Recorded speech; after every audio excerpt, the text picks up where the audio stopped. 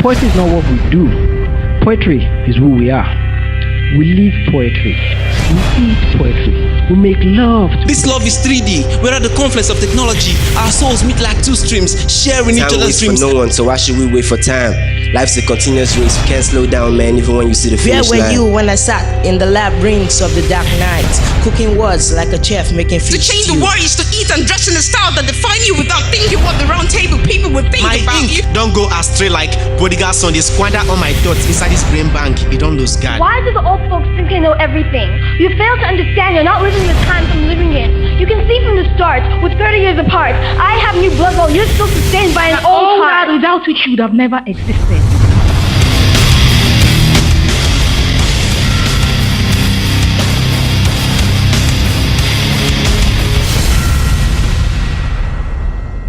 I have learned that people will forget what you did, people will forget what you said, but people will never forget how you made them feel. Maya Angelou. My name is Daniel Ikehua. Welcome to Word Up, your favorite spoken word poetry show. Stay tuned.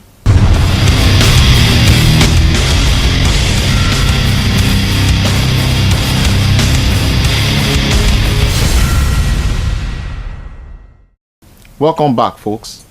Today's show promises to be exciting. Watch out for DK Chukwumerije and Olulu, the king not from Zulu. Sit back, relax, and enjoy.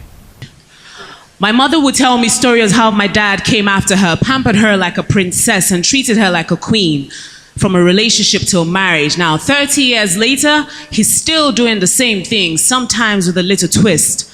Aunties and family friends will say the same things. Movies, books, and even music videos as of then all seem to agree that the notion the man must and will chase after the woman he wants and also take care of her. And according to Onyeka and King Sunny Ade's hit song, if he loves you, he go waits for you. Now, years later, I entered the field with these ideas and notions that the man would chase me, woo me, and wait for me, not to forget the pampering like a queen, because I would be his African queen. And while I waited to be wooed, I began to hear things like, go after what you want to. Some men are shy. You need to show them that you care. Pamper them like kings. Shine your eye, oh. Men are very scarce in the market. PhD care. Don't achieve too much before you intimidate all the men away. And believe me, I got confused. Do I continue to wait or do I follow the new rules of the game? I mean, a lot of women were following the rules and it looked like it was working for them. They had lasting relationships without questioning the quality of the relationships. I mean, they lasted for as long as a year and I just kept on good old waiting.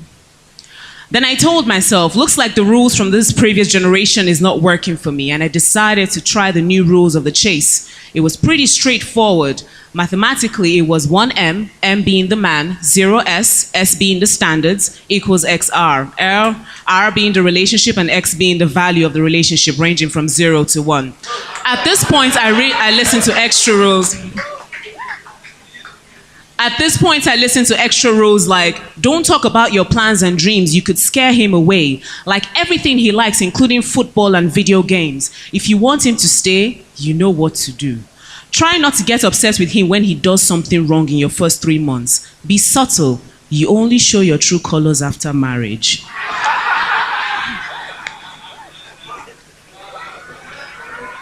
At first I thought, okay, I got this. I can do this. But what they never told me was in the process of lowering my standards and doing the chasing instead of waiting, I would come across the same men whom I believed created those rules in their favor. Men who would take advantage of the loyal standards and in turn take advantage of me. Men whom I would invest my time, money, and emotions in the name of making it work. Men that got all wifey privileges and all I was meant to do was show what a good wife I would be, and he had no right to show me what a good husband he would be to me. Men who would make me be so committed, but I could not ask for commitment because if I did, then he would not be committed. Men who would make me excited that I had a fragment, 0.01% of a relationship, and the remainder of the relationship waited in a section called One Day, It Go Better. Then I got tired because it looked like one too many had come and gone and I had nothing to hold on to but a broken heart, pain, shame, and very, very, very high mileage. So I'm going back to previous generations' rules. Call me old-fashioned, and I'll tell you that it never went out of style. A good friend once said in Spanish, "Somos de la gente reales que nadie nos puede tratarnos como campesinos en nuestro propio reino," meaning we are of the royal kingdom. No one could treat us like peasants in our kingdom. So as long as I'm good, I will be found.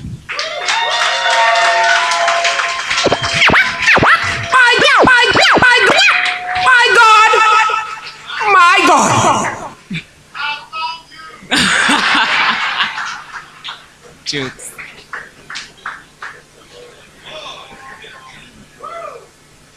I dream of a romantic Lagos. See, I dream of a romantic Lagos where we can have a wonderful dinner, a good drive home talking about how much I love you without watching you being taken over by a road race screaming, "Babe, do you see that Danfo guy? He almost hits me." I dream of a romantic Lagos where walking in a park is something found on the streets and not in Hollywood movies. A decent park where we can hold hands, looking at the reflection of green in each other's eyes without the fear of words like, "Nah, good evening, no." Anything for the boys. A romantic Lagos where candlelight dinner is a lovely option for a dinner for two, not a typical case of na condition brand crayfish back. I dream of a romantic Lagos where, like Paris, we can hold hands, exchanging kisses and glances of admiration without the fear of Nigerians kissing their teeth in irritation or the elderly women going, "All these children of nowadays self." See, I really dream of a romantic Lagos where making love in a beach house as the wind blows sweetly, making every strand of hair respond in anticipation of the next touch until, chief, mosquito. But Lagos is not a city of love. It's a city of go-getters and achievers. We're all on that mission to make that money. That's why it's my city, my dream city of hustlers. Thank you.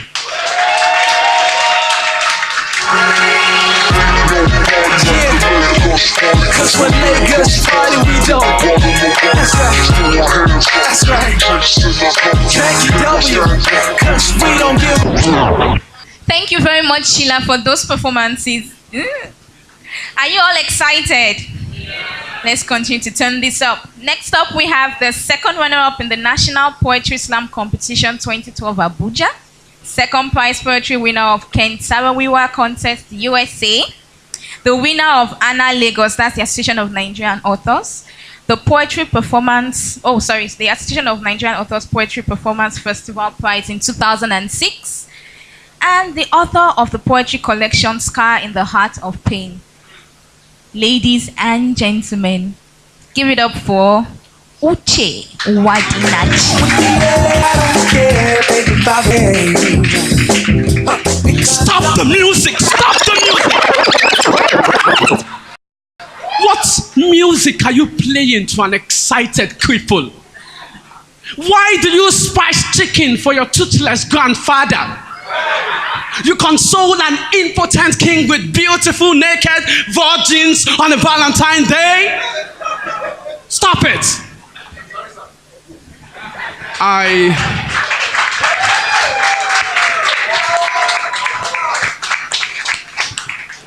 I'll be doing a poem titled Ebony Goddess. It's my piece out to all you women, especially Nigerian women, you African women. It's to tell you that you're wonderful, you're beautiful, and we would always and should always respect you.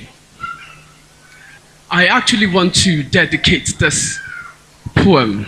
I want to do this poem to a woman. It's not just reciting it to. It's not just reciting it to the empty air. And please permit me to do this poem to someone really, really beautiful. Please, Teju, can I do this poem to you? I've never seen your kind of beauty. It's killing me every day by day. Is this a dream or reality? Can somebody take me back to my fatherland? My ebony goddess, My African queen, my Dudulo mommy, my ebony goddess, my African queen, my Dudulo mommy, my ebony goddess, idol of my heart. How come thou so born, bred and blessed with beauty? Come, Teju. Are you from the fine glittering golden kind of brunette skin of the Calabas? Because your skin illuminates like the gentle noon and the moon all day display trying to forge your identity. So tell me, are you from Akwa Ibom? Come. Do you come from the great physical size of the Edos? Because your thighs are like the size of timber of Epoma, and your buffs are like the entire Pawan guide in Ugili farmyard. Come, are you from Benin City?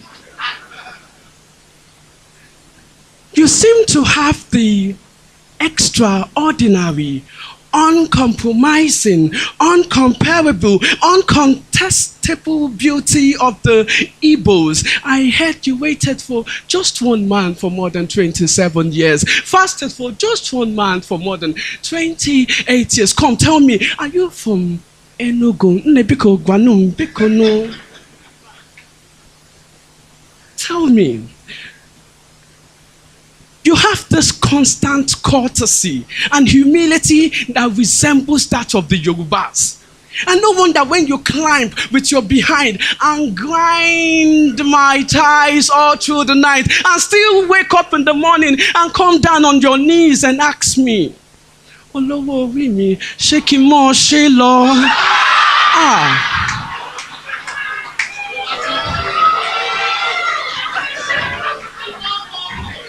Teju, tell me, are you from Osun State? Is it the elasticity? Is it the simplicity of your beauty that runs along the stream of Nasarawa, falling down the spring of Fenriwa, all through Kaduna? Come, tell me, are you from Maiduguri? With your dark lucent hair, your black shiny eyes, your well-shaped nose, your purple lips, your pointed full lemons, your hot-made hips, your oily spot-free skin, your dimple simple navel,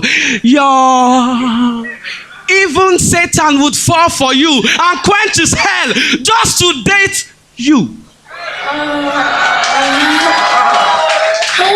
Man, Africa woman, no go green.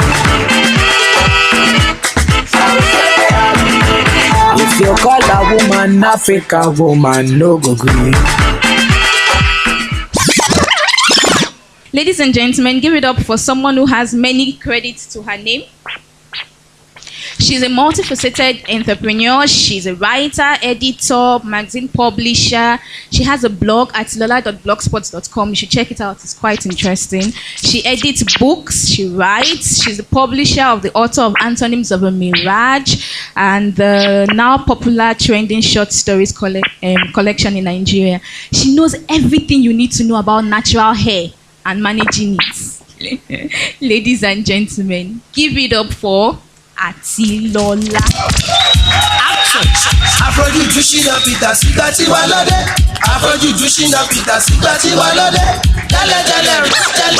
Hi everyone. I think I'll just relax a bit and just go with the flow. If you feel like laughing, laugh. If you feel like crying, cry. All right. One day, I was asked to write a love poem. But for some reason, I wrote a poem about why I couldn't write a love poem. Well, today, I'm not going to write a poem about why I can't write a love poem because I've decided to repent on my decision not to write a love poem. Don't get me wrong, I still haven't written that love poem, but I'm here to tell you that one day, I'm going to write a love poem. One day I'm going to write a love poem about how you laid your discerning eyes on me and chased me faster than Tom chased Jerry. No, I didn't steal your boss's cheese. It was because you knew you had met the one who will make your heart merry, with whom when you add yourself to will still remain one. And no mountain high enough could keep you away from me. They were like Everest to Mallory, hopelessly dunking yourself into valleys like my grandma does with agege bread when she finds a giant cup of tea. And the planes were just the consolation prize you gained just to reach me, and eventually the love between you and I became a reflection of the perfect love between the church and Christ. One day I'm going to write a love poem about how I finally gave you a chance, and then my only regret was that I had not given you that chance much earlier, because no matter how many times I've been frustrated, hurt, disappointed, rejected, I'm pushed into believing that all men are cheats, bad, liars, dogs, and all those appalling words used by ladies looking for a defense mechanism to shield themselves from hurt. Because I know you were good, you were kind, you were loving, you will pray for me and protect me. You will cover me spiritually, physically, and financially. Or how else am I supposed to one day write a love poem for you if you do not possess all these fine qualities? One day, I'm going to write a love poem about how the attraction between us is so strong, and then I want to kiss you as you want to kiss me, hold you as you want to hold me, get lost in your arms. I'm like, no, I can't do this. I'm a Christian. And they'll pour cold water on heads and chew ice cubes just to douse the passion of the moment, the fire on our tongues and the heat on our body, and cry about why we can't speedily get married. One day, I'm going to write a love poem about how I had been praying for you, constantly reminding God about the specs I want in you, conveniently forgetting that God never forgets or needs to memorize, since he is memory all by himself, the one who created time immemorial. Not asking for the usual tall, dark, handsome, rich dudes girls always pray for nowadays, because I mean, those are the only kind of guys that walk up to me anyway. But how I want a man that will not beat me. God, I said I want a man that will not beat me. God, in case you did not hear, I said I want a man that will not beat me. Because you see, my father never turned my mother into a daily punching bag, so I see no reason why I should be the one to introduce that appalling trend into my family. And gave you a 1-hour lecture of how I kept my body for you, even though it was very difficult, but I still did. And how I maintained the size 6 for you, and therefore deserve my own bride price. Not the tubers of yams, the bunches of plantain, and the 10 naira you paid my Yoruba parents, but my own bride price. So yes, you will have to pay. Not for my body, since it's already yours anyway, but for the fact that you wasted my time and kept me waiting for unnecessarily long, even longer than my mom's lentil pankeres and kobokos.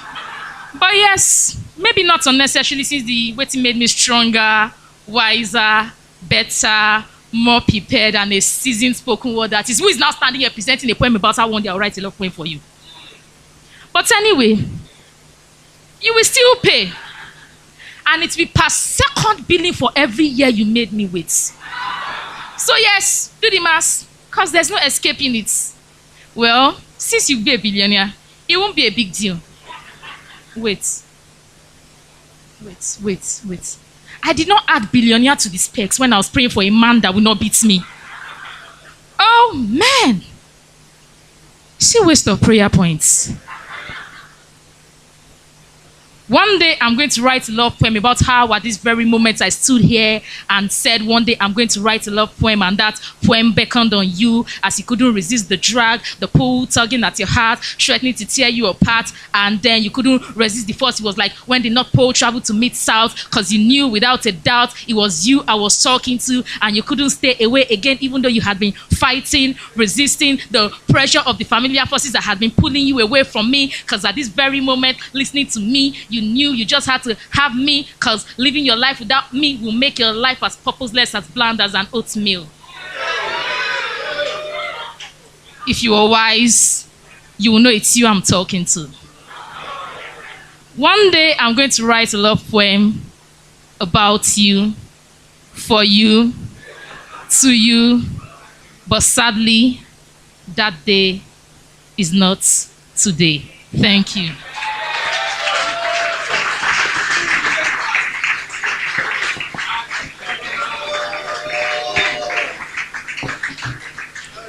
Thank you very much, Etilola. That was nice, as usual. So we're going to break up this set now with music. And we'll be taking soul music from Ajibola. Give it up for Ajibola, please.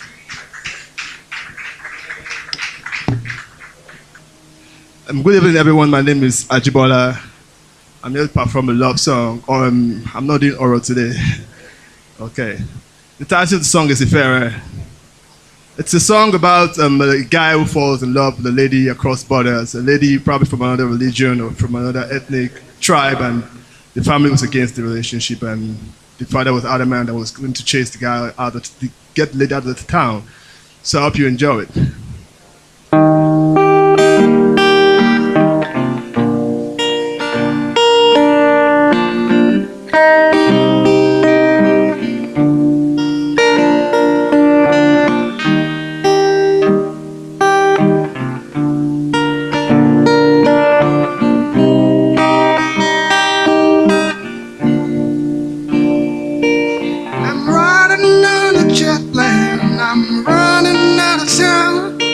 I'm searching for my lover, the girl that holds me down. If love's a mighty ocean, look hard and deaf to drown, I'd rather go buy me a suit and I'll get her that wedding gown. See, like coke in a bottle, yeah. She won't need a crown, just think of how I'll make her happy and take away that frown. If I along by me, be hearty, if I along, shine me, be a go, roll, be good, why, man, oh, yeah, go by me, shape, yeah, shall let me, Timon me.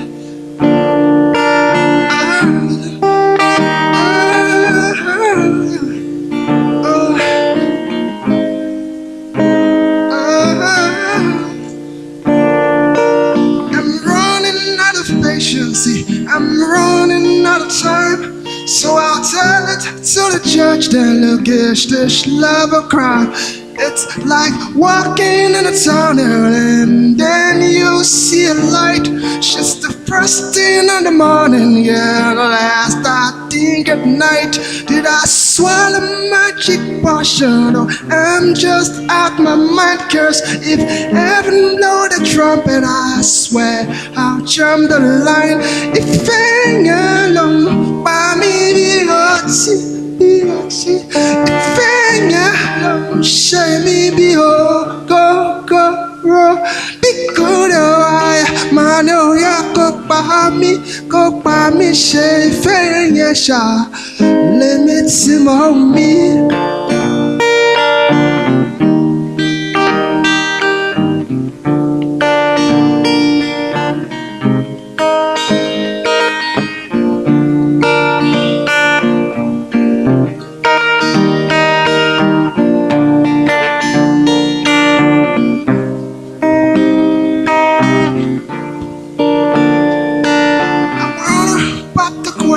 Girl, would you be my wife? Would you come and be the sunshine in my life? Like you heard it on the radio, girl, you're tempted to say no. If I alone by me, be hearty. If I alone, shame me, be good, oh, man, oh, yeah. Wow, we have come to the end of yet another exciting and mind-engaging spoken word poetry performance. For more information on spoken word in Nigeria, visit our website showing on your screen below. Till we meet again next time, this is Daniel saying peace.